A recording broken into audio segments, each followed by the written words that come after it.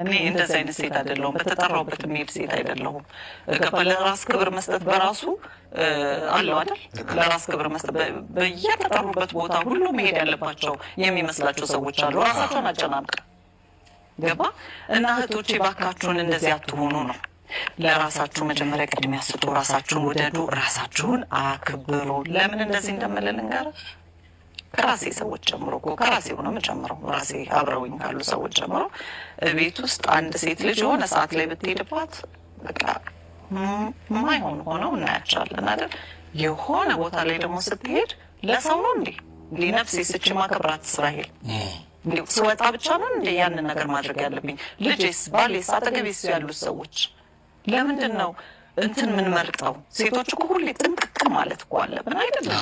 ለሰው ለታይታ በአመት አንዴ ሰርግ በሆነ ነገር አሁን ለነገሩ ብዙ ሴቶች ተለውጠዋል ስለ እውነት ለመናገር ስቲል ግን አሉ እንደዚህ አይነት ኦኬዥን እየመረጡ የሚታዩ ግን ባላቸው አቅም በየጊዜው በዘነጥና ራሳቸው መጠበቅ አለባቸው።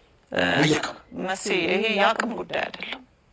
ከአቅም ጋር አናገናኘው። ዘመናዊነት አሁን ከቁሳቁስና ከአቅም ጋር አይደለም የሚገናኝ፣ ራስን ከማክበር ጋር ነው። ራሷን ያከበረች ሴት ሁልጊዜ ራሷን አጽድታ ራሷን ባላት ነገር ዘንጣ ራሷን አክብራ ተከብራ ትኖራለች። አለቀ።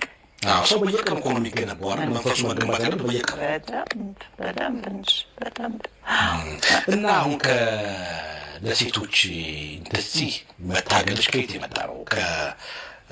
ምክንያት አለሽ? ውስጣዊ ምክንያት እንዴ? ከእናቴ ጀምሮ ብትል እናቴ ቤት እመቤት ናት እና በቤት ሲሄድ የሆነ ነገር አድርጋ ሳይ በቃ ከበር ነው የምጀምረው መጨቃጨቅ ማለት ነው። ለምን እንደዚህ ለበሽ? ለምን እንደዚህ ያደረግሽ? ገባ? ከራሷ በላይ ማነው? ለልጆቿ ብላ ለባሏ ብላ ምናምን ለባለቤቷ ብላ ሁሉ የምትደክመው አይደለ? ግን ቅድሚያ እኮ ራስ የሚባል ነገር አለ አይደለ? እናቴም በጣም ጽዱ ሴት ናት። ጠዋት 11 ሰዓት ተነስታ ቀዝቃዛ ሻወር የምትወስድ ናት። ግን ከራሷ የበለጠ ለኛ ለልጆቿ ለቤተሰቧ አሁን እኔ እንግዲህ ራሴን ችዬ የወጣሁ ሰው ነኝ አይደል? ለእኔ እንደዚህ በመጨነቅ ነው እንግዲህ ቅድሚያ ራስ መጀመሪያ ገባ? እኔ ለራሴ ስለማስብ ለራሴ ስለምጨነቅ ለእናቴ ስለምጨነቅ ለእህቴ ስለምጨነቅ ለሌሎች እህቶች መጨነቅ አለብኝ። ይሄ ነው ለውጥ ማምጣት ማለት እንጂ እንዴ ነገ ልጅ የሚያገባው ማንን ነው?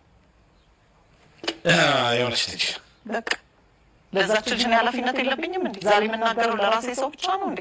መጮህ ያለብን ሁላችንም ነገ ከኛ አልፎ ገባ ሌላ ሰው ጋር መሄድ አለበት። እኔ ብለን ብቻ እዚች ጋር አጥረን እንትን ማሰብ የለብንም። የድሮ እናቶች እኮ የእኛ እድገት እኮ ጎረቤትን ያማከለ ነበር አይደለ? አሁን ብዙ ሰው እኔ አይመለከተኝም ብሎ ራሱን ያሸሻል። እኔ ምናልባት አሁን በዚህ ሾው በጣም ብዙ ነገሮች ሊመጡ ይችላሉ። አስተያየቶች ሁሉም አመለካከቷቸው የተለያዩ ሲሆን